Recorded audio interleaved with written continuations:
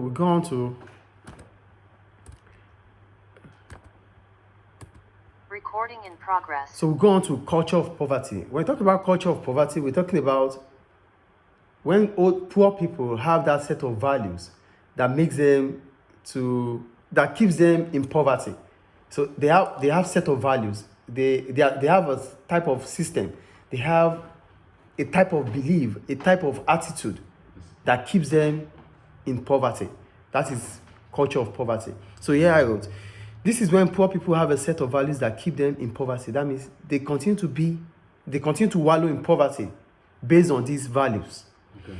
So what are the features of culture of poverty? One, we have low level of literacy and education. So when people have low level of education or they are not literate, so that's a feature.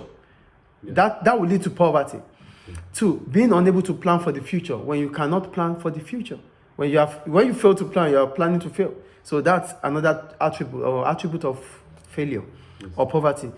Desiring immediate gratification rather than deferring it.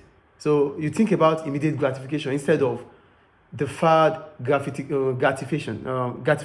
Yes. So we're talking about you prefer to enjoy right now than to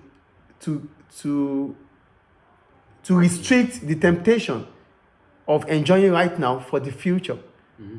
So fatalism, when you believe that it is you cannot change the situation. Yes. Fatalism, we talked about it already. Not using resources and facilities such as banks and hospitals. When you are unable to use banks and hospitals, you are just believing in poverty. Mm. However, all the above listed features are directly blaming the poor, forgetting that there's social exclusion, which might have been the reason for people to take up the culture of poverty. So when you look at these features, basically we are blaming the poor for being poor. Yeah. We believe they don't want to have education. That's why they are poor. They just don't want to use hospitals. They just don't want to use banks. But that is not the reason. Yeah, but it is not, because when you look at all these features are blaming the poor. Okay. You understand? So we have forgotten that they might take up this attitude because of social exclusion. Mm.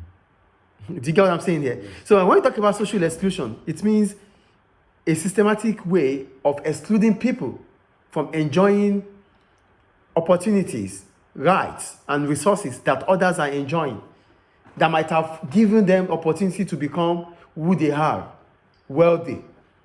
So when you think about this poverty, culture of poverty, those features, Yes. those features might have been as a result of people being socially excluded in the society. Yes. And when you are socially excluded, it means you don't have access to resources. Your rights are being denied. Mm. Do you understand? Yes. So therefore, poverty refers to material disadvantage. So they are disadvantaged as a result of not having access to these materials. And that might be the reason why they practice this cultural or poverty of culture.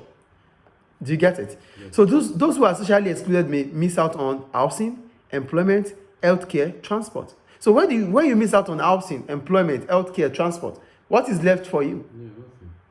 So to tackle social exclusion, government needs to provide financial help and also find ways to integrate people who are socially excluded within the society. Yes. So it is government that has to do something here. Government must involve those that are socially excluded. Not only that, government must come up with financial help. Yes. So if these are done, then let's say if poverty will be eradicated or not. And if it is not eradicated, at least it should be alleviated. Mm-hmm. It should be reduced. Yes. Do you understand? So we should not only blame those that are in poverty, that it's their own making. They might be practicing those cultures because they are socially excluded. Yeah. I think it's clear. So that's all about poverty of culture and social exclusion. So the next one we need to talk about is the sociological theories on and poverty. Yeah.